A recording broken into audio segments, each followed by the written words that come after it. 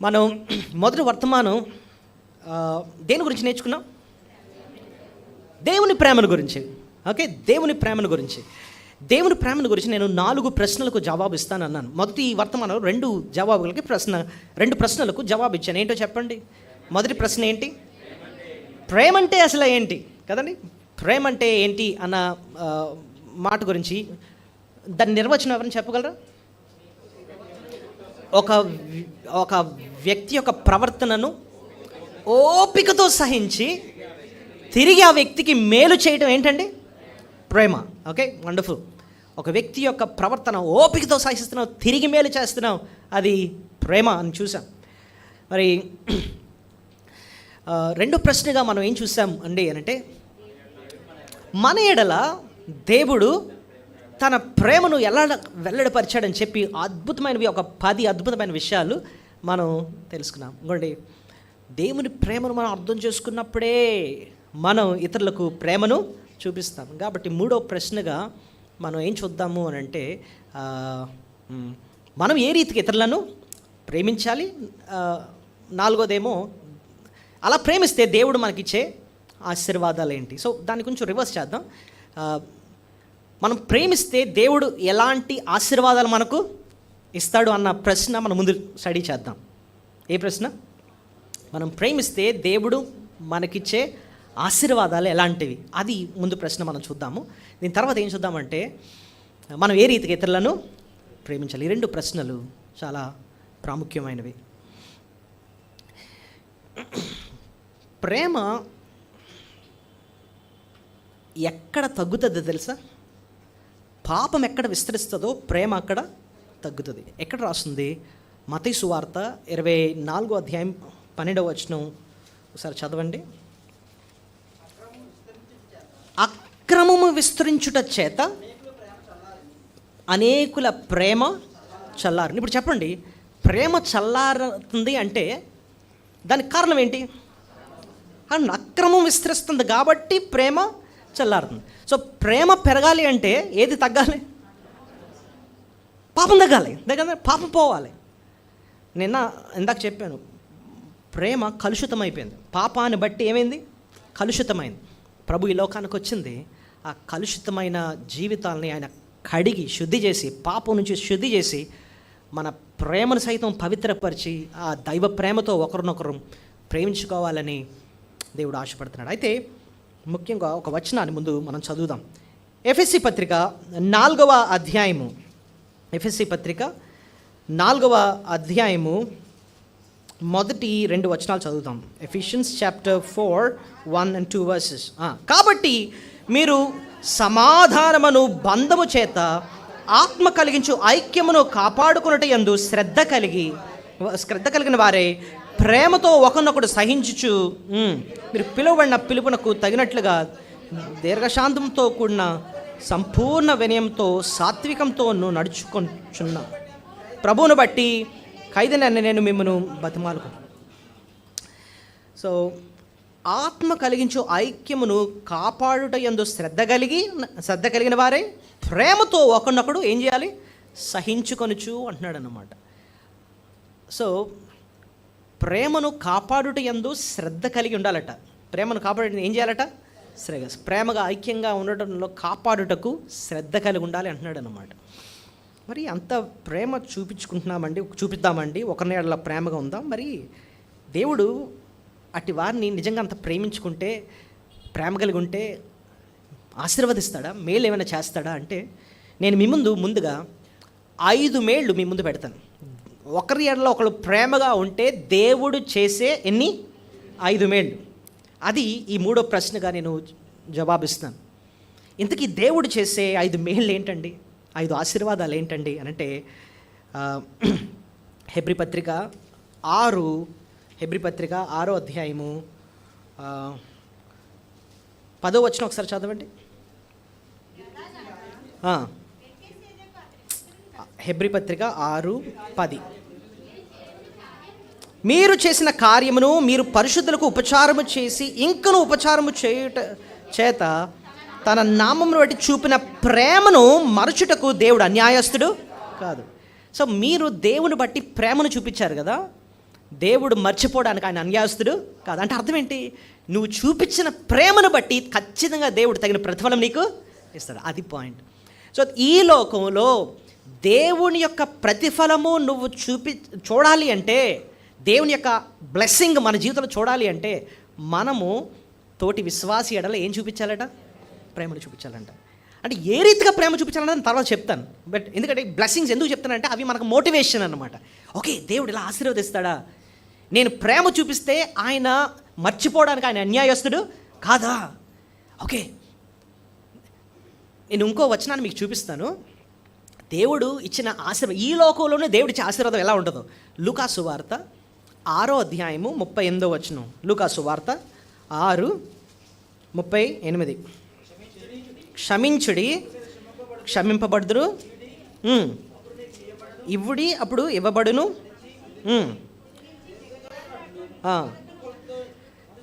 నేను చదువుతాను చూడండి. అప్పుడు మీరు క్షమించుడి, అప్పుడు మీరు క్షమింపబడుదురు, ఇయ్యుడి, అప్పుడు మీకు. అంటే అర్థం ఏంటి? ప్రేమతో క్షమించండి, ప్రేమతో ఇయ్యండి. అప్పుడు దేవుడు ఏం చేస్తారు తెలుసా? 38వ వచనం చూడండి. అణచి, కుదిలించి, దిగజారునట్లు నిండు కొలతను మనుషులు మీ ఒడిలో కొలుతురు. మీరు ఏ కొలతతో కొలుతారో ఆ కొలతతోనే మీరు మరలా కొలవబడుతుందని చెప్పి. ఈ మాటలకు అర్థం ఏంటో తెలుసా అండి? ఈ అణచి, కుదిలించి, దిగజారునట్లు అన్న మాటకు అర్థం ఏంటో చెప్తాను చూడండి. యేసుప్రభు కాలంలో ఎవరన్నా ఇంకొకరికి గోధుమలు ఇవ్వాలి అంటే ఏం చేసేవారంటే తెలుసా? వాళ్ళకి పెద్ద అంగీలు ఉండేవట.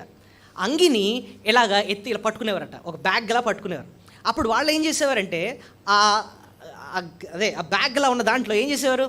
గోధుమలు వేసేవారు. ఎంత వేసేవారంటే చూడండి, అణచడం అన్నది అంటే అర్థం ఏంటి? బాగా నొక్కి పెట్టడం. ఇంకా కుదిలించడం అంటే ఎల్లగా అంటే ఎంత ఇంకెక్కడ ఖాళీ ఉందేమో అన్నట్టుగా కుదిలించి, ఇంకా అంటున్నాడు దిగజారునట్లు, బరువు ఎక్కువైపోయి దిగజారునట్లట. నిండు కొలతను మనుషులు మీ ఒడిలో. దేవుడు నువ్వు చూపించిన ప్రేమను బట్టట మనుషులను లేపుతాడట. వాళ్ళు వచ్చి నీకు ఎన్ని మేళ్ళు చేస్తారంటేనంట, ఒక ఒడిలో అణచి, కుదిలించి, దిగజారునట్లు నిండు కొలతో దేవుడు గోధుమలు ఇచ్చినట్టుగా దేవుడు అన్ని మేళ్ళు మన జీవితంలో చేస్తారండి. ఎప్పుడు? మనం ప్రేమించి క్షమించినప్పుడు, ప్రేమించి ఇచ్చినప్పుడు, మన ప్రేమను అంత సమృద్ధిగా వ్యక్తపరిచినప్పుడు అండి దేవుడు తిరిగి మన జీవితం ఏం చేస్తాడు? మేలు చేస్తాడు. ఏమో ఇంతకుముందు మనం ప్రేమ చూపించేవాళ్ళము, అంత నిరుత్సాహం వచ్చింది. ఇంకా ఎందుకంటే అంత ప్రేమ చూపించి వేస్ట్ అండి, మనకు ఏ రకమైన సంతోషం లేదండి, వాళ్ళ ద్వారా మనకి ఏం మేలు జరగట్లేదండి, ఇంకా చాలులే, ఇంతవరకు చూపించింది చాలు. కాదు, దేవుడు అంటున్నాడు నేను నీకు రివార్డ్ ఇస్తాను, నేను నీకు తగిన బహుమానము ఇస్తాను అన్నాడు. సో దేవుడికి ఆశీర్వాదం అనుభవించాలంటే మనం ఏం చూపించాలంటున్నాడు? ప్రేమ చూపించాలన్నాడు. ఇంకో థాట్ చూద్దాం. నేను 5 విషయాలు చెప్తానన్నాను కదా. ఈ లోకంలో మేలు మాత్రమే కాదండి, పరలోకంలో కూడా గొప్ప బహుమానం ఇస్తాడు. అది ఎక్కడ ఉంది చూడండి. మత్తయి సువార్త 25వ అధ్యాయం. Matthew chapter 25. మాథ్యూ 25, మత్తయి సువార్త 25వ అధ్యాయం 34వ వచనం. అప్పుడు రాజు తన కుడివైపున ఉన్న వారిని చూచి, నా తండ్రి చేత ఆశీర్వదింపబడిన వారులారా రండి, లోకము పుట్టినది మొదలుకొని మీ కొరకు సిద్ధపరచబడిన రాజ్యమును స్వతంత్రించుకొనుడే. ఎవరితో చెప్తున్నాడు? తన కుడి పక్కన ఉన్న వారి కోసం అంటున్నాడట. ఇదిగో రండి, తండ్రి చేత ఆశీర్వదింపబడిన వారులారా రండి, లోకం పుట్టిన మొదలుకొని మీ కొరకు సిద్ధపరిచిన రాజ్యము స్వాతంత్రించు. అంత ఆశీర్వాదాన్ని ఇస్తున్నాడు. ఎందుకండి? ఎడం పక్కన ఉన్న వాళ్ళకి ఇవ్వలేదు, కుడి పక్కన ఉన్న వాళ్ళకేమో ఇస్తున్నాడట. ఎందుకు? వాళ్ళు ఏం చేశారంటే, కొంచెం కిందకి రండి, 40వ వచనం. అందుకు రాజు, మిక్కిలి అల్పులైన ఈ నా సహోదరులో ఒక్కటిని మీరు చేసిద్దరు గనుక నాకు చేసిద్దరని నిశ్చయంగా మీతో చెప్పిన వారితో అనను. అంటే అర్థం ఏంటో తెలుసా? దేవుని బిడ్డలకు మీరు ఎంతో మేలు చేశారు. భూలోకులు ఉన్నప్పుడు, వాళ్ళు చెరసాలు ఉన్నప్పుడు వారిని దర్శించారు, వారికి ఆకలి ఉన్నప్పుడు మీరు వారికి ఆహారాన్ని పెట్టారు, వారి దాహానికి నీళ్లు ఇచ్చారు. ఇదిగో పరలోకంలో మీకు ఇప్పుడు గొప్ప బహుమానము ఉందని చెప్పి, పరలోకంలో కూడా దేవుడు మనకి ఏమిస్తాడటండి? ఈ లోకంలోనూ ఆశీర్వదిస్తాడు, పరలోకంలో కూడా గొప్ప బహుమానాన్ని మనకి ఇస్తాడు. ఇంకోటి, మనం ప్రేమ చూపించినప్పుడు అంటండి ఇంకో మేలు ఏంటంటే, అసలు మనం విశ్వాసులమని మనకే రుజువు అవుద్దంటండి. ఏం చెప్పండి? మనం విశ్వాసులు అని చెప్పి మనకే రుజువు అవుద్ది. ఒక్కోసారి మనకు డౌట్, అసలు నేను విశ్వాసినేనా, నేను రక్షింపడ్డానా అని చెప్పి ఒక్కొక్కసారి మనకు కొత్త డౌట్లు వస్తూ ఉంటాయి. ఆ డౌట్ క్లియర్ అవ్వాలంటేనంట ఏది రుజువు చేస్తుందట, మనం చూపించే ప్రేమే. నేను రక్షింపబడ్డాను కాబట్టి ఇలా ప్రేమ చూపించగలుగుతున్నాను. అది ఎక్కడుందండి? 1 John 3:14. మొదటి యోహాను 3 ఎంత చెప్పాను 14. మనము సహోదరులను ప్రేమించుచున్నాము గనుక మరణములో నుండి జీవములోనికి దాటి ఉన్నామని ఎరుగుదుము. ప్రేమ లేనివాడు మరణమందు నిలిచి ఉన్నాడు. అబ్బా, ఇంకా నువ్వు రక్షింపబడలేదు. ఎప్పుడు? ప్రేమ లేనప్పుడు. నువ్వు నిజంగా మరణం నుంచి జీవంలో దాటావంటే, నిజంగా రక్షింపబడ్డావు అంటే, నీ జీవితాన్ని ప్రభు మార్చాడంటే, నీలో స్పష్టంగా కనిపించే ఒక లక్షణం ఏంటి అంటున్నాడు? సహోదరుల్ని నువ్వేం చేస్తావు? ప్రేమిస్తున్నావు. So the way you show your love demonstrates that you are a believer. నువ్వు రక్షింపబడిన విశ్వాసం అని చెప్పి నీ ప్రేమే, ఆ ప్రేమ మాట నువ్వు చూపించే ప్రేమే అర్థమవుతుంది. అది చెప్తూనండి కిందన 17వ వచనంలో ఒక మాట అంటాడు చూడండి. ఈ లోకపు జీవనోపాధి గలవాడై ఉండి తన సహోదరుని లేమి కలుగుట చూచియు అతని ఎదుట ఎంత మాత్రమును కనికరము చూపని వాని యందు దేవుని ప్రేమ ఎలాగ నిలిచును? చూడు, ఒక మాట అంటున్నాడు. ఈ లోకములు అంట వాడికి జీవనోపాధి గలవాడై ఉండి అంటే అర్థం ఏంటి? ఎంప్లాయ్, నువ్వు పెద్ద ఉద్యోగం చేస్తున్నావు, బోల్డ్ డబ్బు ఉంది, నువ్వు తెగ సంపాదిస్తున్నావు. కానీ తన సహోదరుడు లేమి కలుగుట చూచియు అతని ఎడల ఎంత మాత్రమును కనికరము చూపని వాడి యందు దేవుని ప్రేమ ఎలాగ నిలిచి అంటే అర్థం ఏంటంటే, నువ్వు ఇంకా రక్షింపడలేదు, నువ్వు ఇంకా నా మరణంలో జీవంలోకి దాటలేదు, నీ బ్రతుకు మారలేదు, నువ్వు రక్షింపబడలేదు. ఇంత ఉంచుకొని ఇంత సంపాదిస్తూ కష్టంలో ఉన్నవాడికి ఏమాత్రం సహాయం చేయలేదంటే నువ్వు అసలు విశ్వాసువు కాదు. నువ్వు ప్రేమ చూపిస్తున్నావు అంటే అదే రుజువు చేస్తుంది నువ్వు నిజమైన విశ్వాసం. ఇంకో విషయం చెప్పనండి, విశ్వాసికి ఉండే మనసులో ఎందుకు ఇస్తాడండి అలాగా అంటే నన్ను ప్రేమించి నన్ను పట్టించుకునే నా దేవుడు నాకు ఉన్నాడు అన్నది మనసులో ఉంటుంది కాబట్టి ఏం చేస్తాడు? ఇస్తాడు. దేవుడు నన్ను ఉన్నాడు, ఆయన రక్షించుకున్నాడండి, ఆయనకి నాకు ఏ లోటు చేయడండి, రేపు ఉదయం లేసానా నాకు సమృద్ధి ఆయన ఇస్తాడండి, ఆయన నన్ను విడిచిపెట్టాడండి. అంత విశ్వాసం వాళ్ళు ఉంది కాబట్టి కష్టంలో ఉన్నవాడికి ధైర్యంగా ఇస్తాడు. ఈ మనసు అవిశ్వాసం ఉండదు. ఎందుకంటే ఓ బాబు వీడికి ఇచ్చారంటే నాకో రేపు నాకు కష్టం వస్తే నా పరిస్థితి ఏంటి, ఎవరు నన్ను పట్టించుకుంటాడంటే నువ్వు అసలు విశ్వాసం కాదు ఫస్ట్ ఆఫ్ ఆల్, కాబట్టి నీకు ధైర్యంగా ఇవ్వలేకపోతున్నావు అన్నమాట. సో ఒక విశ్వాసి ఇస్తాడు.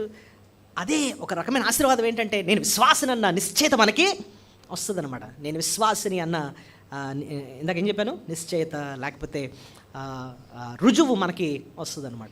సో ఇప్పటికి 3 విషయాలు మనం నేర్చుకున్నాం. ఏంటంటే ఆశీర్వాదాలు ప్రేమ చూపించడం ద్వారా. ఒకటి, ఈ లోకంలోనే దేవుడు మనల్ని ఏం చేస్తాడు?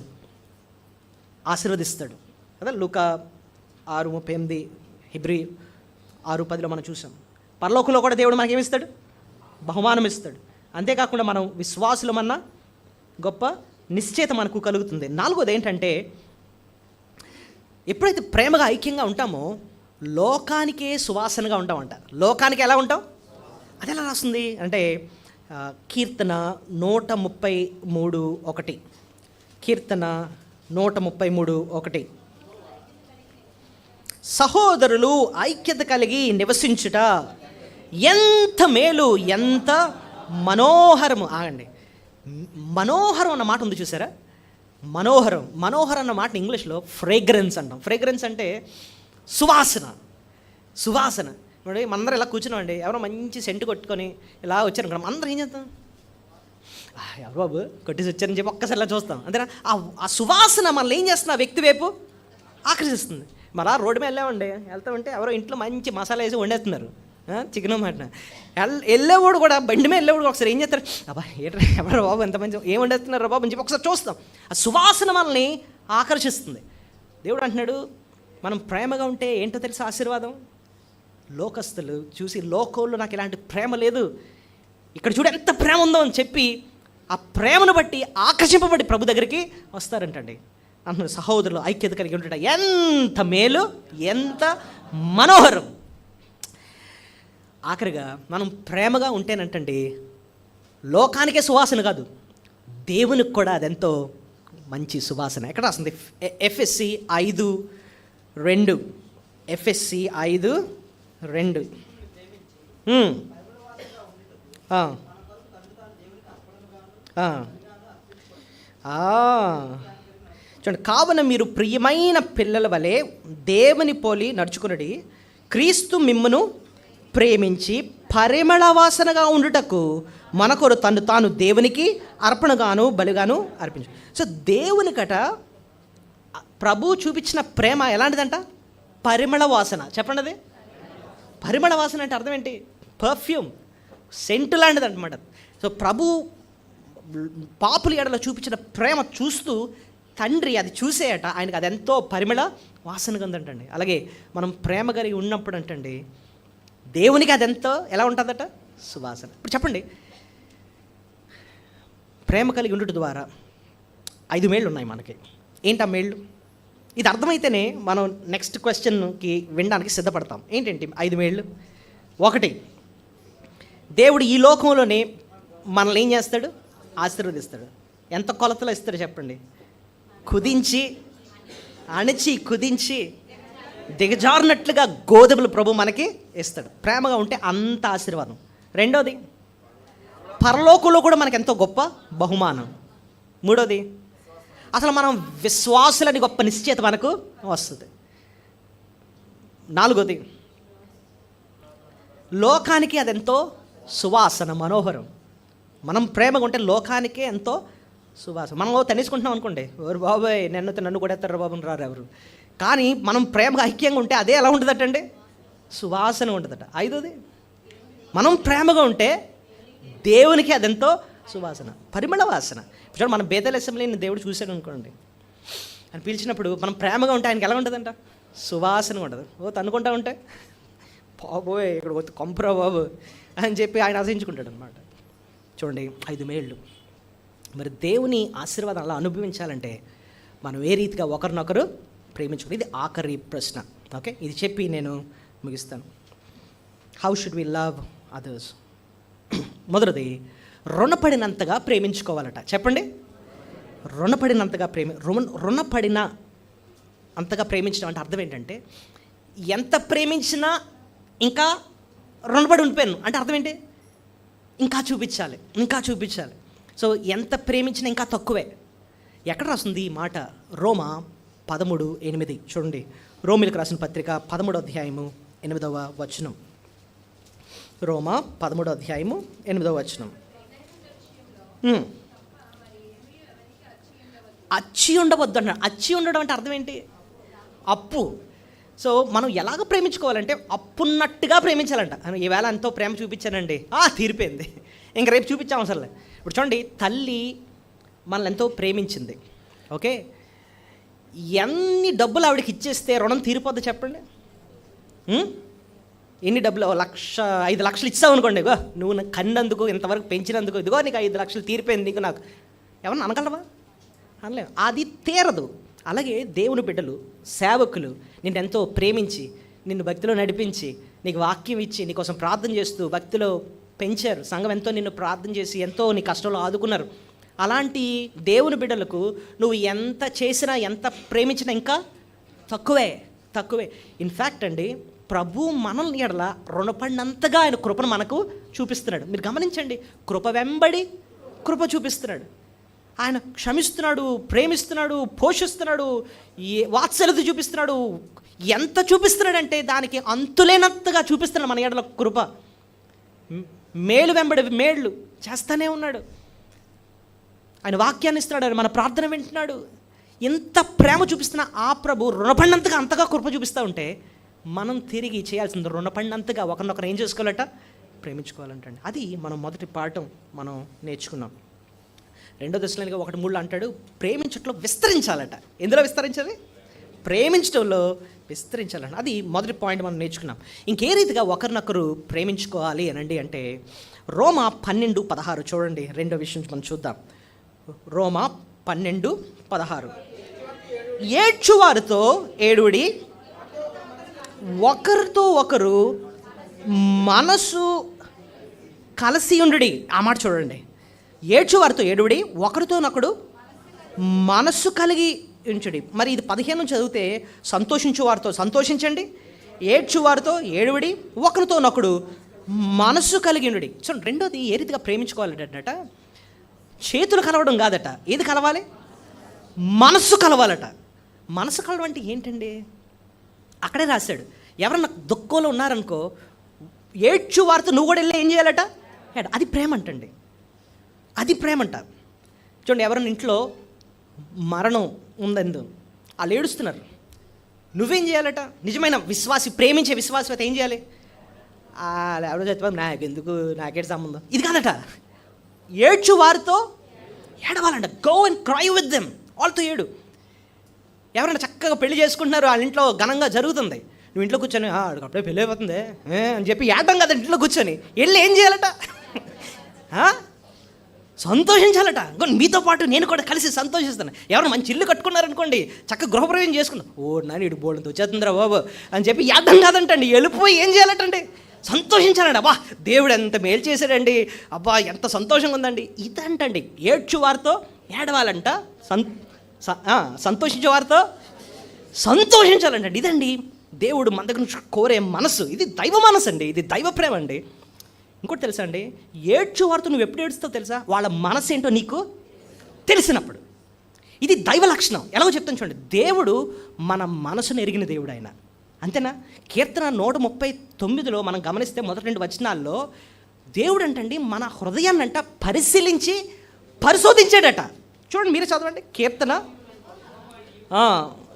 139 1-2 వచనాలు. యెహోవా, నీవు నన్ను పరిశోధించి తెలుసుకొని ఉన్నావు, నేను కూర్చుండట నేను లేచుట నీకు తెలియను, నాకు తలంపు పుట్టక మునిపే నీవు నా మనసు గ్రహించున్నావు, నా నడక నా పడక నీవు పరిశీలన చేయించున్నావు, నా చర్యలన్నీ నువ్వు బాగా. ఈ మాటలకు అర్థం ఏంటండి? ఈ మాటలకు అర్థం ఏంటి? నువ్వు నన్ను బాగా అర్థం చేసుకున్నావు నాయన, నా కష్టం ఏంటో, నేను నా పరిస్థితి ఏంటో నువ్వు ఒక్కడవే బాగా అర్థం చేసుకున్నావు. దేవుడు మనల్ని ప్రేమించాడు కాబట్టి ఇంతగా మనల్ని ఏం చేస్తున్నాడు? అర్థం చేసుకుంటున్నాం. నా నడకంట, నా పడకట, నా మనసు అంట, నా దినచర్య అంతా ఆయన తెలుసుకుంటున్నాడు. ఆయన నువ్వు నిజంగా తోటి విశ్వాసిని ప్రేమిస్తే ఆ వ్యక్తి మనసు నువ్వు అర్థం చేసుకుంటావు. ఆ మనసు అర్థం చేసుకుంటావు అన్నమాట. 3 వారాల నుంచి మందిరంకి రావట్లేదు ఈమె. ఏమైంది తనకి? ఎందుకు రెగ్యులర్గా ఎందుకు రావట్లేదు? ఏంటి కష్టం తనకి? వెళ్ళాలి, మాట్లాడాలి. కొంతమంది వెంటనే ఓపెన్ అవ్వరు. వాళ్ళతో పదే కూర్చొని మాట్లాడుతూ ఉంటే ఎక్కడో వాళ్ళ మనసు నిప్పి కళ్ళంటే నీళ్ళు దారిలా వచ్చేస్తుంది అనమాట. ఇదండి ఎందుకండి మాకుండే కష్టం అని చెప్తారు. అప్పుడు మనసు అర్థం చేసుకుంటేనే నువ్వు వెళ్ళి వాళ్ళకి సహాయమో చేస్తా. అంతేగాని ప్రేరణ బాగున్నారా? నేమేం బాగున్నాం, పద వెళ్ళిపోదాం. ఎలాగంటే నువ్వు వాళ్ళ మనసును నువ్వు అర్థం చేసుకోవట్లేదు. ప్రభు అంటున్నాడు, నా ప్రేమ ఏంటో తెలుసా? నిన్ను నేను అంతగా అర్థం చేసుకున్నాను. నువ్వు తోటి విశ్వాసి మనసులో కలవాలంటే అర్థం ఏంటంటే ఆ మనసును నువ్వు అర్థం చేసుకోవాలి. ఇదండి దైవ ప్రేమ. నేను ఎందుకు ఇంత నొక్కి చెప్తున్నానంటేనండి, నువ్వు ఎంత ప్రేమిస్తున్నావు పైనుండి ఎవరు గమనిస్తున్నారు? దేవుడు గమనిస్తున్నాడు. నువ్వు అలా ప్రేమిస్తే తగ్గ ఆశీర్వాదం నీకు ఇస్తాడు ఆయన. ఆయన తెలుసు, మనుషులకు అర్థం కాకపోవచ్చు నువ్వు చూపించే ప్రేమలు కాబట్టి దేవుడు చూస్తున్నాడు. ఆయన నిండు కొలతతో నీకు ఆశీర్వాదాన్ని ఇస్తాడు అనమాట. మూడోది ఇంకా చూద్దాం, ఇంకే రీతిగా మనం ప్రేమించాలి అని చూద్దాం. క్షమించుకోవాలంటండి. ఎఫెస్సీ పత్రిక 4వ అధ్యాయము 32వ వచనం. ఎఫెస్సీ పత్రిక 4వ అధ్యాయము 32వ వచనం.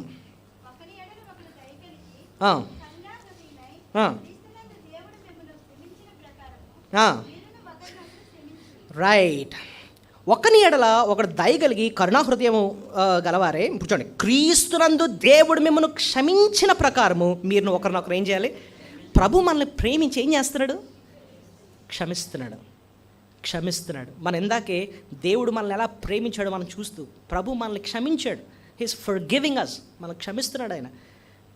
ప్రభు మనల్ని క్షమిస్తున్నాడు కాబట్టి మీరు కూడా ఒకరినొకరు ఏం చేయాలండి? క్షమించండి. ఆయన క్షమాపణని మనం అనుభవిస్తున్నాం. తప్పు చేసాం, ప్రభా తప్పైంది నాయన, నన్ను క్షమించు తండ్రి, ఇంక మళ్ళీ అది చేయకుండా నాకు సహాయం దయచేయండి ఆయన, నన్ను కడుగు అని చెప్పి కన్నీటితో ప్రభును క్షమించమని అడిగితే ప్రభు మనం చేసిన పాపాన్ని వెంటనే ఆయన ఏం చేస్తున్నాడండి? క్షమిస్తున్నాడు. తండ్రి అయిన దేవుడు ఆయన కోపం మన మీద ఉన్నప్పుడు కుమారుడైన దేవుడు విజ్ఞాపన చేస్తున్నాడు. తండ్రి ఆయన తప్పు చేశాడు, కరెక్టే, న్యాయంగా అయితే శిక్ష పడాలి, కానీ తన కోసం నేను ప్రాణము పెట్టాను, తను క్షమించిన ఆయన అంటే తండ్రి మన పాపాన్ని ఏం చేస్తున్నాడు? శిక్షించకుండా క్షమిస్తున్నాడు. ఇంత క్షమాపణ నువ్వు అనుదినము కూడా అనుభవిస్తున్నావే మరి తిరిగి నువ్వు ఇతరులను ఏం చేయాలి? క్షమించాలి కదా. నువ్వు ఇతరుని ఎప్పుడు తెలుసా క్షమిస్తావు? ప్రభువు నీకు ఇచ్చిన క్షమాపణ ఎంత విలువైందో అర్థమైతేనే ఇతను నువ్వు ఏం చేస్తావు? క్షమిస్తావు. చూడండి, ఎవరో నీకు 5 లక్షలు కొట్టేశారు అంటే అర్థం ఏంటి? అప్పు తీర్చవలసిన లేదు బాబు, 5 లక్షలు కదా, వద్దులే తీర్చొద్దాని అనేసారు. అది గొప్పదా కాదా చెప్పండి? గొప్ప మేలు. ఎవడో నీ దగ్గర 50 రూపాయలు తీసుకున్నాడు, ఏమంటే ఇచ్చేస్తాను రేపు ఇచ్చేస్తానంటే అంటున్నాడు. నువ్వేమంటావు చెప్పండి? ఏమాత్రం కొంచెం మనసున్నాడు అయితే ఏమంటావు చెప్పు? అరే ఎందుకురా బాబు 50 రూపాయలు దుంచారా బాబు, ఎందుకంటే నేను ఎంత మేలు పొందాను? 5 లక్షలు కొట్టేశాడు, ఇంత మేలు అనిపించింది, నేను నిన్ను ఆ 50 రూపాయలు క్షమించలేనా? ప్రభు ఇచ్చిన క్షమాపణ అర్థం చేసుకునే కొలది ఇతను ఏం చేస్తాం? మనం క్షమిస్తాం. కొంతమంది సంవత్సరాల తరబడి లోపల కక్ష కోపలాల దాచుకుంటూనే ఉంటారన్నమాట. ఎప్పుడో ఒకటి బయట ఎత్తా ఉంటారనమాట. ఆ టైంలో నువ్వు అలా అన్నావు అంటే అప్పుడు ఏం చేయలేదు, నువ్వు క్షమించలేదన్నమాట. దేవుడు అది కూడా మన మనసుని ఏం చేస్తాడు చూస్తాడు. ఎందుకు తెలుసా క్షమించమంటున్నాడు? క్షమించకపోతే ఒక ప్రమాదం ఉంది. సూర్యుడు అస్తమించక ముందే నువ్వేం చేయాలట? క్షమించాలంటాడు. ఆ పైన అన్నాడు ఆ మాట. మీ కోపం ఎంతవరకు ఉండాలంటున్నాడు చూడండి. మీరే ఎక్కడ మనం చదివాం 4వ అధ్యాయము 26. కోపపడు కానీ పాపం చేయకుడి, సూర్యుడు అస్తమించే వరకు మీ కోపము నిలిచకూడదు, అపవాదికి చోటు ఇయ్యకుడి. చాలు అపవాదికి మీరు ఏం చేయొద్దు అంటే అర్థం ఏంటి? ఎప్పుడైతే నువ్వు ఒకరిని తప్పు చేస్తావు, వాళ్ళ కోపం వచ్చింది, నువ్వు చేసిన మాటను బట్టి లేకపోతే నువ్వు చేసిన ప్రవర్తన బట్టి తప్పు చేస్తావు, వాళ్ళని బాధ పెట్టావు, వెంటనే వెళ్ళి క్షమించమని అడగాలి. ఆ వ్యక్తి కూడా నేనేం చేసేయాలి? క్షమించాలి. ఇద్దరు కలిసిపోవాలి. సూర్యుడు అస్తమించక ముందు అంటే ఆ రోజు తేల్చేసుకోండి, ఇంకా నెక్స్ట్ డేకి తెచ్చుకోవద్దు. లేదా లోపల ఏమవుతుంది తెలుసది? శత్రువుకి చోటిస్తుంది. శత్రువు దూరతాడు. దూరి ఇంకా మన మధ్యన ఏం పెంచుతాడు? హస్బెండ్ వైఫే, భార్య భర్తలే ఏదో అనుకున్నారు, ఏదో తిట్టుకున్నారు అని సాయంత్రం అయ్యే లోపల క్షమించుకొని ప్రార్థన చేసుకొని అక్కడికక్కడ క్లోజ్ చేసేసుకోవాలి. అది అలా పెంచుతున్నారు అనుకోండి ద్వేషాన్ని, మధ్యలో ఎవడు దూరతాడు? సాతాను దూరి ఈవిడ చెప్పాల్సింది ఇంకా గుర్తు చేస్తూ ఉంటాడు. ఫస్ట్ నుంచి ఎలాగే ఉంటాడు వీడు, అలా చేసాడు అని చెప్పి ఈవిడ పోసేస్తూ ఉంటాడు. మరి ఈయన దగ్గరకు వచ్చి ఆవిడ ఇప్పుడు అలా చేస్తూ ఉంటుంది అని చెప్పి ఆయన మైండ్స్ పాడు చేస్తూ ఉంటాడు. దూరాలని పెంచుతూ ఉంటాడు అనమాట. ఇంగ్లీష్లో ఒక మంచి మాట ఉంది, అ స్టిచ్ ఇన్ టైమ్ సేవ్స్ 9 అన్న మాట ఉంది. అంటే అర్థం ఏంటంటే షర్ట్ మీద చిన్న చిరుగు వచ్చిందండి, వెంటనే నువ్వేం చేయాలి? చిన్న కన్నం పడింది, వెంటనే త్వరగా కుట్టేసుకోవాలి. లేదా అలా వదిలితే అది పర్ర మరి ఇంకా పెద్దదవుతూ ఉంటుంది అనమాట. అర్థమైందా మీకు? ఆ చిన్నగా కన్నం ఉన్నప్పుడే వెంటనే కుట్టేసుకోవాలన్నమాట, పెద్ద కన్నం అవ్వకముందే. స్టిచ్ ఇన్ టైమ్ సేవ్స్ 9 అంటున్నాడు. నిజంగా ప్రభు అది అంటున్నాడు, సూర్యుడు అస్తమించక ముందే నువ్వు వెళ్ళి క్షమించే. అది ప్రేమ. ప్రభు మనల్ని త్వరగా క్షమిస్తాడా? 4 రోజులు ఉండు క్షమిస్తాను అని అంటాడా? వెంటనే క్షమిస్తాడా? చెప్పండి. వెంటనే ఆయన క్షమించే దేవుడు ఆయన. ఎంత మంచి దేవుడు, ఎంత ప్రేమ అనిపిస్తున్నా మనం ఒకరినొకరు ఏం చేసుకోవాలండి? ఆ రీతిగా క్షమించాలి. 1 పేతురు 4:8 అంటాడు, ప్రేమ అంట అనేక పాపములను కప్పును అంటున్నాడు. చూడండి అన్నమాట, 1 పేతురు 4:8. ప్రేమ అనేక పాపములు ఏం చేస్తుంది? కప్పును. ఆ మాట చూడండి, ఆ మాట ఎంత విలువైందో. క్షమించేస్తుందట. కప్పడం అన్న మాటకు అర్థం ఏంటి? క్షమించేస్తుంది. నీ ఫ్రెండే మీ ఇంటికి వచ్చాడు, వాళ్ళ కుటుంబాన్ని తీసుకొని వచ్చాడు, ఓకే, వాళ్ళ ఇంట్లో పిల్లోడు కూడా తీసుకొని వచ్చాడు. వాడేమో మీ ఇంట్లో అల్లరి చేస్తున్నాడు, ఫ్రెండ్ కొడుకు ఏమనలేవు, అల్లరి చేస్తున్నాడు, దాని నుంచి ఇసిరేస్తున్నాడు, అది తీసిస్తున్నాడు. మొత్తానికి నీకు నచ్చిన ఒక మంచి గాజు ఏదో దాన్ని ఏమంటారు, ఫ్లవర్ వాజ్ ఏదో ఉంటే దబేరమని ఎత్తేసాడు, ముక్కలు అయిపోయింది. నీకు ఎలా ఉంటుంది మనసు? అయ్యో అయిపోయింది. అయినా నువ్వేమన్నావు? ఎందుకు? ఫ్రెండ్ కొడుకు కదా, ఫ్రెండ్ మీద ఉన్న ప్రేమతో ఆడు చేసిన పెద్ద తప్పును ఏం చేస్తావు? క్షమించేస్తావు, కప్పేస్తావు అనమాట. ఏం పర్లేదు, చిన్నవాడు కదండి, ఏం పర్లేదండి, ఏమండి కొనుక్కోవడం ఇంకోటి ఏం పర్లేదు. ఆ ఫ్రెండ్ అంటాడు, లేదు బాబు నేను ఇంకోటి కొనేసి ఇచ్చేస్తాను అంటే, వద్దురా బాబు ఏమొద్దు, ఏముంది అది. ఆ ప్రేమ ఏం చేస్తుంది? దోషాన్ని కప్పేస్తుంది. నువ్వు చేసిన దోషాన్ని ఎత్తి చూపిస్తున్నావు అంటే గేమ్ లేనట్టు, అక్కడ ప్రేమ లేనట్టే. అంత చేశాడండి, ఇంత చేశాడు, అంత మాట చేశాడండి, అదండి ఇదండి అనంటే ప్రేమ లేదు కాబట్టి దాన్ని పైకి లేస్తున్నావు అనమాట. ప్రేమ దోషాన్ని ఏం చేస్తుందట? కప్పేస్తుంది అన్నమాట, కప్పేస్తుంది, రానివ్వదు అది. So let's forgive. దేవుడు అప్పుడు మనకి బహుమానాన్ని ఇస్తాడు. మనం ఈ పాయింట్స్ చెప్తున్నప్పుడు నేను ఎలాగా నిజంగా ఎంతగా ప్రేమిస్తున్నానా లేదా, మన ప్రేమల్ని మనం ఏం చేసుకోవాలి? ఒకసారి సరి చేసుకోవాలి, పరీక్షించుకోవాలి. Is this way I'm loving? So ఎప్పుడైతే అలాగా ప్రేమించుకుంటామోనండి దేవుడు మనల్ని ఆశీర్వదిస్తాడు. త్వరగా చెప్పుకుందాం. 4వది ఏంటంటే సహించుకోవాలట. చూడండి, ఎఫెసీ పత్రిక 4:2 ఉంటుందన్నమాట. సహించుకోవాలి. ఇందాక మనం చదువుకున్నాం కదా, అదే మాట. కాబట్టి మీరు సమాధానమును బంధము చేత ఆత్మ కలిగి ఐక్యత కాపాడుకోండి, ఎంత శ్రద్ధ కలిగి కలిగిన వారే ప్రేమతో ఒకరినొకడు సహించటం. ప్రభు మనల్ని ఎంతో సహిస్తున్నాడు కదండి. దీర్ఘశాంతం, కీర్తన 103 మనందరికీ తెలుసు. అందులో 8వ వచనం అంటున్నాడు, ప్రభు అంట దీర్ఘశాంతుడు, దయాళుడు, యెహోవా దయాళుడు, దయాదాక్షిణ్యపూరుడు, దీర్ఘశాంతుడు, కృపా సమృద్ధి గలవాడు. దీర్ఘశాంతుడు అంటే మాటకు అర్థం ఏంటో తెలుసా అండి? దీర్ఘశాంతం. దీర్ఘం అంటే చాలా లాంగ్ అనమాట. దీర్ఘశాంతం అంటే అర్థం ఏంటంటే, దేవుడు మనం ఏదైనా తప్పు చేసిన వెంటనే మనం కొట్టట్లేదండి. ఇప్పుడు చూడండి, నిజంగానే దేవుడు నువ్వు ఒక్క భూతాడిని వెంటనే నోరు దబేనం పడిపోతుంది అనుకోండి, లేకపోతే ఎవరిని ఇలా గుద్దిన వెంటనే దాన్ని ఏమంటారు, పెరాలసిస్ వచ్చినాక అయిపోయింది అనుకోండి. అలా వెంటనే శిక్షిస్తే ఈ పాటికి మనం ఏమవుతామండి? ఏ పార్ట్ ఉండదు బాడీలో మనకి కదండి. అలా ఎందుకు అవ్వట్లేదు? మన మీద దేవుడు ఏం చూపిస్తున్నాడు తెలుసండి? దీర్ఘశాంతం. అవకాశం ఇస్తున్నాడు, వాత్సల్యత చూపిస్తున్నాడు. మారతాడులే ఎంతో దీర్ఘశాంతం. దేవుడు అంత దీర్ఘశాంతం మన మీద చూపిస్తాడు. మనం కూడా ఏం చూపించాలి చెప్పండి? ఇతరులు అట్లా ఏం చూపించాలి? ఏదో మాట అనేసాడు, సరే ఓర్చుకుందాం, సరే ఏదో కొంచెం కంగారు పడ్డాడు, ఏదో అన్నాడులే, దాన్ని ఏమంటారు చెప్పండి? దీర్ఘశాంతం. విశ్వాసకు ఉండే లక్షణం. ప్రభు దీర్ఘశాంతం నువ్వు అర్థం చేసుకున్నప్పుడు. ఇంకో విషయం చెప్పనండి, దీర్ఘశాంతం ఎందుకు అవసరం తెలుసా? విశ్వాసులుగా మనం ఒకరినొకరం ఖచ్చితంగా బాధ పెడతాం. నేను మిమ్మల్ని బాధ పెడతాను, మీరు నన్ను కూడా బాధ పెడతాం. తోటి విశ్వాసులుగా ప్రతి ఒక్కరు ఒకరినొకరు ఏం చేస్తారు? ఏదో టైంలో ఖచ్చితంగా బాధ పెడతారు. మాట ద్వారా, చేసే పని ద్వారా ఏదో రకంగా బాధ పెడతారు. గారి ఎందుకు? మనం పాపులం. మనం ఎవరం? పాపులం. అది అర్థం చేసుకోరు మనం. కాబట్టి మనకేం అవసరం? శాంతం అవసరం. మనం మందిరంకి ఎందుకు వచ్చామండి? మారడానికి వచ్చాం, అంతేనా? ఆ పాపం నుంచి విడుదల పొంది ఇంకా ప్రభు రూపంలోకి మార్చబడాలి, పరలోకం కోసం ఆ రీతిగా సిద్ధపడాలనే ఉద్దేశంతో వచ్చాం, బాగుపడాలని వచ్చాం.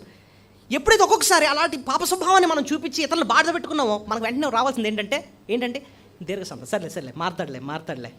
ఇంతకు ముందువే చాలా మారాడు, ఏదో కొంచెం త్వరపడ్డాడు, మారతాడు ప్రభు, ఇంకా మారుస్తాడులే. అది దీర్ఘశాంతం. ఓకే. ఇప్పుడు హాస్పిటల్కి వెళ్ళామండి, హాస్పిటల్లో నువ్వు బెడ్ మీద ఐసీయూలో పడుకున్నావు, నీ చుట్టూ కూడా ఉన్నారు బెడ్ల మీద, ఆడు కూడా రోగులే, నువ్వు అక్కడ రోగువే.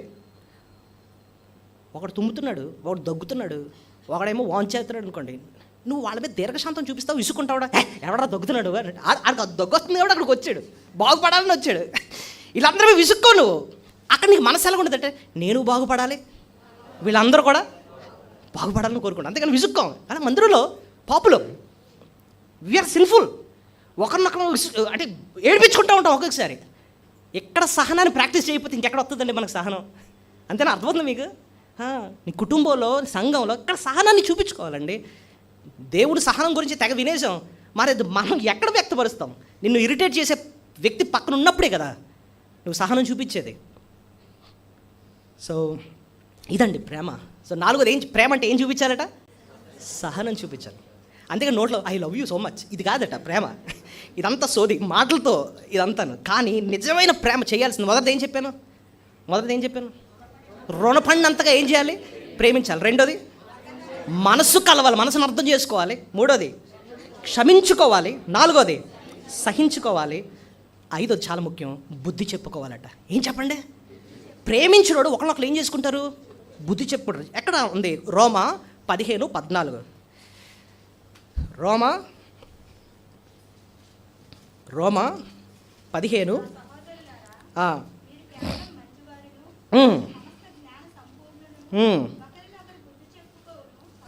ఒకరినొకరు బుద్ధి చెప్ప సమర్థులై ఉన్నారు. సో ఒకరినొకరు ఏం చెప్పుకోవాలంటే ఇక్కడ ప్రేమ ఉన్నప్పుడు ఒకరినొకరు ఏం చేస్తారు? జాగ్రత్త, నాకు చెప్పండి పాయింట్. ప్రేమ ఉంటే ఒకరినొకరు ఏం చేసుకోవాలి? బుద్ధి చెప్పుకోవాలి. బుద్ధి ఎప్పుడు చెప్పుకోవాల్సి వస్తుంది? ఇప్పుడు సింపుల్గా ఆలోచిద్దాం. ఒక పిల్లోడు ఉన్నాడండి, వాడిని మీరు స్కూల్లో జాయిన్ చేశారు. స్కూల్కి ఎందుకు పంపిస్తున్నారు? చక్కగా చదువుకోరానా, నీకు డబ్బులు పే చేస్తున్నా, చక్కగా కూర్చొని మంచి మార్కులు నీకు రావాలి. ఆడు చదవకుండా గాలి తిరుగుతున్నాడు అనుకోండి, అల్లరి చేస్తున్నాడు అనుకోండి, మరొకరి దగ్గర రావట్లేదు అనుకోండి, గోడకి తిరుగుతున్నాడు అనుకోండి, వాడిని కూర్చోబెట్టి వాడికి ఏం చెప్తారు? బుద్ధి చెప్తారు. ఎందుకంటే నువ్వు ఏ ఉద్దేశంతో వెళ్ళావో అది చేయట్లేదు కాబట్టి నీకేం చెప్పాలి? బుద్ధి చెప్పాలి. ఇప్పుడు మందిరానికి ఎందుకు వస్తాం? ఎందుకు వస్తున్నావు మందిరానికి? నువ్వు నేను ఇక్కడ ఎందుకున్నావు? మెయిన్ పాయింట్, పరలోకం కొరకు మనమే సిద్ధపడాలి. నిజంగా మనం లోకం శాశ్వతం కాదు, దేనికోసం సిద్ధపడాలి? పరలోకం కోసం మనం సిద్ధపడాలి. దానికోసం ప్రభు మనల్ని రక్షించి ఎక్కడున్న వారిని తీసుకొచ్చి మందిరంలో నాటాడు. సమృద్ధైన వాక్యాన్ని ఇస్తున్నాడు. వాక్యం వినాలి, మన జీవితాన్ని సరి చేసుకుంటూ ఉండాలి, దేవుడికి మహిమ తీసుకొచ్చినట్టు మనం జీవించాలి, లోకానికి గొప్ప మంచి సాక్ష్యంతో మనం జీవించాలి, తోటి విశ్వాసులు మనం ప్రేమిస్తూ ఆ రీతిగా మనం సరి చేసుకుంటూ పరలోకం కొరకు మనం సిద్ధపడాలి. ఆ గొప్ప ఉద్దేశంతో దేవుడు నేను ఇక్కడ నాటాడు. ఓకే, ఇప్పుడు ఒకవేళ అది చేయకుండా తప్పుడుగా జీవిస్తున్నాం అనుకోండి, పాపం చేస్తున్నాం, వంకరగా జీవిస్తున్నాం, సాక్ష్యం పోగొట్టుకుంటున్నాం, అలాంటప్పుడు నిన్ను ప్రేమిస్తే నేనేం చేయాలి? బుద్ధి చెప్పాలి. ఇదిగో మనం ఏ ఉద్దేశంతో మనం మందిరంకి వస్తున్నాం, ఏ రీతిగా అంటే ఏ ఉద్దేశంతో దేవుడు మనల్ని ఇక్కడ తీసుకొచ్చాడు, అది మర్చిపోయి నువ్వేమో ఇలా వంకరగా జీవిస్తున్నావేంటి, ఈ రకంగా సాక్ష్యం పాడు చేసుకుంటావేంటి అని చెప్పి ఒకరినొకరు ఏం చేసుకోవాలట? మీరు నాకు బుద్ధి చెప్పాలి, నేను మీకు కూడా ఏం చేయాలి? బుద్ధి చెప్పాలి. ఓకే, ఇప్పుడు వెంటనే ఆ వ్యక్తి అంటాడు, అది నా పర్సనల్, అదేందుకే మనం కలిసి ఫ్రెండ్లీగా ఉందాం అని అన్నాం అనుకోండి, అప్పుడు ఏమనాలి? నువ్వు ఫ్రెండ్లీ అది పక్కన పెట్టు, మనం ఇక్కడ ఉన్న ఉద్దేశం మర్చిపోవద్దు. మనం ఇక్కడ ఉన్నది ఎందుకంటే మన భక్తిని మనము కాపాడుకోవడం కోసం, భక్తిగా ఉండడం కోసం ఉన్నాం. అది పక్కన పెట్టి నువ్వు నేను ఫ్రెండ్లీగా ఉందాం, నువ్వు నన్ను ఏమనొద్దు, నేను నిన్నేమన్నంటే అది కుదరదు. మనం నిజంగా ప్రేమించుకుంటే, ఒకవేళ భక్తిలో తొలగిపోతూ ఉంటే ఒకరినొకరు ఏం చేసుకోవాలి? బుద్ధి చెప్పుకోవాలి. నిన్ను ఇక్కడ తీసుకొచ్చింది ప్రభు, నన్ను ఇక్కడ తీసుకొచ్చింది కూడా ప్రభు. సో నీకు నాకు కామన్ ఎవరు? ప్రభు. మనం ఆయన మహింపరచాలి, ఆయన గర్వపరచాలి, ఆయనకు లోపడాలి, ఆయన సంతోషపరచాలి. ఆయన పక్కన పెట్టి మన ఇద్దరం సహవాసం అన్నది అసలు సహవాసమే అది కాదు. ఒకవేళ ఆయన్ని గణపరచకుండా, ఆయనకు లోపడకుండా, ఆయన బాధ పెడుతూ మనం నువ్వు బతుకుతుంటే నేను నిన్ను బుద్ధి చెప్తాను. ఒకవేళ నేను అలా బతుకుతే నువ్వు నాకేం చూపించాలి? బుద్ధి చెప్పాలి. పాయింట్ అర్థమైందా మీకు? ఆ రీతిగా ఒకరినొకరు ఏం చూపించుకోవాలట? బుద్ధి చెప్పుకోవాలంటండి. ప్రభువును పక్కన పెడితే, ఆయన వాక్యాన్ని పక్కన పెట్టి బ్రతికితేనండి దేవుడే దాన్ని సహించడండి. మత్తయి సువార్త 12వ అధ్యాయంలో ఒకసారి యేసు ప్రభు దగ్గరికి ఆయన సహోదరులు, ఆయన తల్లి వచ్చినప్పుడు ఈయనేమో సీరియస్గా వాక్యం చెప్తూ, అక్కడ శిష్యులు వాక్యం చెప్తా ఉంటే, అన్నా మీ సహోదరులను మీ తల్లి వచ్చారు ప్రభువా ఇల్లు అని అంటే ఆయన ఏమన్నాడు తెలుసా? ఎవరన్నా తల్లి, ఎవరన్నా సహోదరులు? దేవుని చిత్తము నెరవేర్చువారే నాకు తల్లి, నాకు సహోదరులు. ఇది పక్కన పెట్టి, ఈ భక్తిని పక్కన పెట్టి సహోదరి, తల్లి, ఫ్రెండ్, చెల్లి అంటే అవి వర్కౌట్ అవ్వవు. దేవునికి ఏది ముఖ్యం అంటే నువ్వు నేను భక్తిలో జీవించడం, అది ప్రాముఖ్యం. ఒకవేళ ఆ భక్తి తొలుగుతుంది అంటే వెంటనే మనం ఒకరికొకరు ఏం చేసుకోవాలి? బుద్ధి చెప్పుకోవాలన్నమాట. ఇంకోటి తెలుసా, బుద్ధి చెప్పుకున్నా సరే మన బంధాలు తెక్కకూడదు. అదే ప్రేమ అండి. బుద్ధి చెప్పుకున్న వెంటనే నీ మొఖం నేను చూడరా బాబు అని చెప్పి వెళ్ళిపోయాడు అనుకోండి, అది ఇంకేం ప్రేమ? ఓకే, నీతో మాట్లాడి ఇంకా అని వెళ్ళిపోయావు అనుకోండి, ఇంకేం ప్రేమ అది? ప్రేమ ఉంటే పొగుడుకోవడమే కాదు, ప్రేమ ఉంటే ఒకళ్ళొకరు ఏం చూపించుకోవాలి? బుద్ధి చెప్పుకోవాలి. ఎస్, అప్రిషియేట్ చేస్తాం, నువ్వు చాలా భక్తి లేదు, చాలా సంతోషం, కరెక్టే, బట్ ఈ విషయంలో నువ్వు సరవట్లే. ఒకరినొకరు అలాగా ఓపెన్గా బుద్ధి చెప్పుకోవడమే అది ప్రేమ. అది ఎన్నో విషయం మనం నేర్చుకున్నాం? 5. ప్రేమ ఉంటే ఒకరినొకరు ఆరోగ్యంగా హత్తుకుంటాం. ఒకరినొకరు ఏం చేస్తామండి? హత్తుకుంటాం. రూతు గ్రంథంలో 1వ అధ్యాయము మనకు తెలుసు, మీకు తీయవసరం లేదు. ఓర్ప నయోమిని హత్తుకోకుండా ఏం చేసింది? వెళ్ళిపోయింది. మరి రూత్ ఏం చేసింది? ఎందుకు హత్తుకుందండి? ఎందుకు హత్తుకుంది? రూతుని గురించి ఒకసారి ఆలోచించండి. నిజంగా నయోమితో వస్తే తన లైఫ్ ఏం బాగోదు. ఎందుకంటే నయోమి అడుగు తింటుంది, అక్కడ అన్నీ పోగొట్టుకుంది. మారా అని పిల్లని నన్ను అంది. చేదు నా జీవితం, పరిగెరుకోవడమే, అడుక్కోవడమే. అయినా సరే రూతు నయోమిని హత్తుకుంది. ఎందుకు? నయోమి విశ్వాసి. నయోమి ఎవరు? నేను మోయాబు వెళ్ళిపోవచ్చు, అక్కడ వెళ్ళిపోతే నాకంటూ ఒక్క భక్తి ఉండదు, విశ్వాసం ఉండడు, నాకు సహవాసం ఉండదు, ఏముండదు. ఓర్పది ఉంటుంది మహా అయితే, దానికే భక్తి లేదు, అందుకోసం వెళ్ళిపోయింది. కానీ నేను బెత్లెహేంకి వస్తే నాకు కరువు ఉండొచ్చు, నాకు తక్కువ డబ్బులు ఉండొచ్చు, నాకు అంత ఫ్యూచర్ లేకపోవచ్చు, కానీ నాకు ఎవరున్నారు? ఒక మంచి విశ్వాసి, సహవాసం. ముసలామే కానీ నా మనసును పంచుకునే ఒక విశ్వాసి నాకు ఉంది. నువ్వు నిజమైన విశ్వాసివి అయితే, నువ్వు నిజంగా ప్రేమ చూపించే విశ్వాసివి అయితే సంఘానికి నువ్వేం చేయాలట? హత్తుకోవాలి. అది ఆరో శ్రేష్టమైన పాఠం. అది ప్రేమ అండి, హత్తుకునే ప్రేమ. ఏడోది చేర్చుకోవాలట. ఒక వ్యక్తిని ఏం చేయాలట? మనం చేర్చుకోవాలట. రోమా 15:7 చూడండి. ఇది ఒకటి చెప్పి నేను ముగిస్తాను, మీకు తర్వాత టైంలో చూసుకుందాం. రోమా 15:7. రోమా 15:7.